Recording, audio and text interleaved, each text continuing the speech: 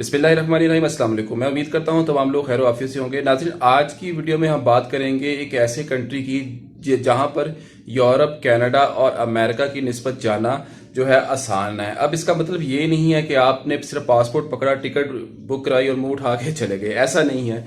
देखें, किसी भी कंट्री में अगर आपने वीज़ा अप्लाई करना है, इवन कि अगर आपने मलेशिया जैसे भी कंट्री में अगर जाना है, तो आपको अपनी प्रोफाइल जो है प्रॉपरली मेंटेन करनी पड़ेगी, चाहे जो मर्जी हो जाए। चाहे थाईलैंड का भी, अगर आप थाईलैंड भी जाना चाहते हैं तो प्रोफाइल आपको मेंटेन करनी पड़ेगी। तो जी आज की वीडियो में हम बात करेंगे जी जापान का वीज़ा, जापान का विजिट वीज़ा, ये कैसे लगता है, किन लोगों को मिलता है, अगर आप उधर जाकर कौन कौन सी जॉब हासिल कर सकते हैं, कितनी आपकी सैलरी होगी और मज़ीद इसके अखराजात वगैरह हैं, उधर रहने के क्या हैं। तो जी वीडियो बड़ी इंटरेस्टिंग होने जा रही है। तो अभी तक अगर आपने चैनल सब्सक्राइब नहीं किया, इसको सब्सक्राइब कर लीजिए और घंटी के बटन को ज़रूर दबा दीजिएगा। देखिए जी, जापान का वीज़ा जो है वो इस टाइम ओपन है। सबसे ज़रूरी इसमें चीज़ जो है, ये बैंक स्टेटमेंट आपको चाहिए होती है। अब बैंक स्टेटमेंट कैसे बनती है, आप मेरे चैनल पर जाके सर्च कर सकते हैं। जी व्लॉग्स में जाके लिखें bank statement, how to make bank statement, तो आपको बैंक स्टेटमेंट के हवाले से 3-4 वीडियोस मिल जाएंगी और मैंने बड़ी डिटेल से समझाया हुआ है कि जी बैंक स्टेटमेंट को कैसे मेंटेन करना है। अगर मैं क्लोजिंग बैलेंस और डॉक्यूमेंट्स की बात करूं जापान के विजिट वीज़ा के लिए, तो मैं ज़ाती तौर पर समझता हूं कि एक सिंगल पर्सन के लिए 30 से 35 लाख रुपया आपके अकाउंट में क्लोजिंग बैलेंस ज़रूर होना चाहिए और आपने इसको प्रॉपरली मेंटेन किया हो, क्योंकि जापान एक एक्सपेंसिव कंट्री है। And on top of that आपके मुल्क के हालात जो हैं वो इतने ख़राब हो चुके हैं फाइनेंशियली और इकोनॉमिकली और करेंसी वाइज के आपकी 15 से 20 लाख की स्टेटमेंट जो है वो कोई वक़्त नहीं करती। मजीद जो दीगर डॉक्यूमेंट चाहिए, ऑब्वियसली उसमें आपका वैलिड पासपोर्ट होना चाहिए, वाइट बैकग्राउंड की पिक्चर्स होनी चाहिए और इसके साथ साथ जो है आपके पास होटल वगैरह की बुकिंग होनी चाहिए, ट्रैवल प्लान होना चाहिए, FRC होना चाहिए, MRC होना चाहिए। अगर आप शादीशुदा हैं तो MRC भी आपको जो है वो लाजमी चाहिए। अब बात करते हैं जी सबसे अहम डॉक्यूमेंट जो आपको जापान के वीज़े के लिए चाहिए होता है। अगर आप जॉब करते हैं तो उसमें उसके लिए आपकी जॉब की जो डिटेल जो है, जिसको हम सैलरी स्लिप कहते हैं, और NOC लेटर जो आपको कंपनी फराहम करती है। अब ये बात आप बड़ी गौर से सुनिएगा। अब ऐसे लोग जो कि जॉब करते हैं पाकिस्तान में या कहीं भी इंडिया में, बांग्लादेश में वगैरह वगैरह, उनकी सैलरी इतनी ज़्यादा नहीं है।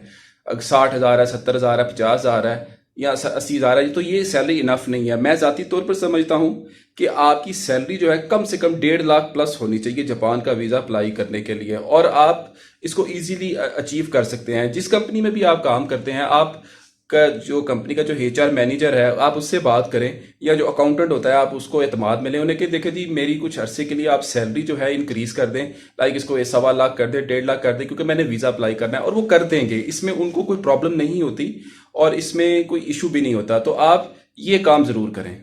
अगर आप बिजनेस करते हैं तो उसके लिए आपको NTN आपका चाहिए होगा, आपको चैम्बर ऑफ कॉमर्स का लेटर चाहिए होगा, और आपकी जो इनकम टैक्स की जो रिटर्न जो है वो आपने ज़रूर साथ लगानी है। सिर्फ आपने वकील को 5 से 7 हज़ार रुपया देना है और वकील जो है आपकी ये जो चीज़ें हैं सारी तैयार कर देगा 1 हफ्ते के अंदर अंदर।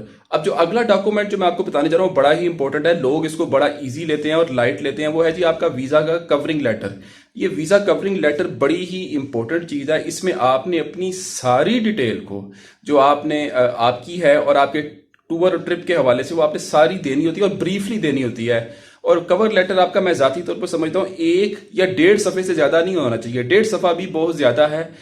आपने इसको एक पेज के अंदर A4 साइज या लीगल साइज के अंदर आपने सारी डिटेल को ब्रीफली बयान करना है कि आप क्या काम करते हैं, आपकी क्या ट्रैवल हिस्ट्री है, आपने कितना टैक्स दिया, आपकी सोशल टाइज अपने मुल्क के साथ, आपकी ट्रैवल हिस्ट्री वगैरह वगैरह, और आप जापान, आप जिस कंट्री में आप विजिट करने जा रहे हैं वहां पर जो है आपने कौन कौन सी जगह विजिट करनी है और क्यों आप फैसिनेट हो रहे हैं वगैरह वगैरह वगैरह। ये आपने सारी जो चीज़ें हैं आपने वीज़ा कवरिंग लेटर में बतानी होती है। तो वीडियो के आखिर में मैं ये कहूँगा कि जापान एक अच्छा कंट्री है। आप अगर उधर चले जाएं, आपको जॉब मिल जाए, तो कम से कम जो लेबर क्लास जो जिसको D कैटेगरी में की जॉब्स होती हैं उसमें आपकी 2 से 3 लाख सैलरी तो मिनिमम है। इससे ज़्यादा ही होगी, लेकिन 2 से 3 लाख की सैलरी जो है आपकी आसानी से उधर लग सकती है। वीज़ा इसका आप खुद अप्लाई करें, इसका वीज़ा ओपन है पाकिस्तान से। आप जो है इसकी कोई पाकिस्तान से वीज़ा फीस जो है वो भी कोई इतनी ज़्यादा नहीं है। खुद इसका वीज़ा अप्लाई करें। अगर आप समझते हैं, मैं ज़ाती तौर पर ये समझता हूँ कि जापान का या किसी भी कंट्री का वीज़ा अप्लाई करने से बेहतर पहले ये आप कर लें कि किसी से कंसल्टेशन ले लें। अगर आप समझते हैं कि आपकी प्रोफाइल में कुछ लूप होल्स हैं या आप समझते हैं कि जी आप कॉन्फिडेंट नहीं है कि आपको वीज़ा जापान का अप्लाई करना चाहिए कि नहीं, तो इस तरह कंसल्टेंसी अगर आप 5 या 10 हज़ार के लिए किसी 5 या 10 हज़ार किसी को कंसल्टेंसी के लिए अगर आप देते भी हैं तो ये वर्थ करता है, इस बजाय इसके कि आप कंसल्टेंसी के बगैर वीज़ा अप्लाई करें और आपका रिफ्यूज़ हो जाए। मैं नहीं कहता कि आप मुझसे कंसल्टेंसी लें, आप किसी से भी कंसल्टेंसी ले सकते हैं, क्योंकि ये 5 या 10 हज़ार आपका स्पेंड करना वर्थ करता है। अगर ये आप करेंगे तो आप बड़े नुकसानात से बच सकते हैं। आपको कंसल्टेंट जो है एक कोई एक्शन प्लान दे सकता है, जी आपका अभी केस रेडी नहीं है, आप अभी इन इन इन इन चीज़ों पर वर्कआउट करें, फिर आफ्टर 3 मंथ या 6 मंथ आप वीज़ा अप्लाई करें। तो वीडियो कैसी लगी हमें कमेंट सेक्शन में जरूर बताइएगा। चैनल को लाइक करें, सब्सक्राइब करें। अब तक के लिए इतना ही, बहुत शुक्रिया, अल्लाह हाफिज़।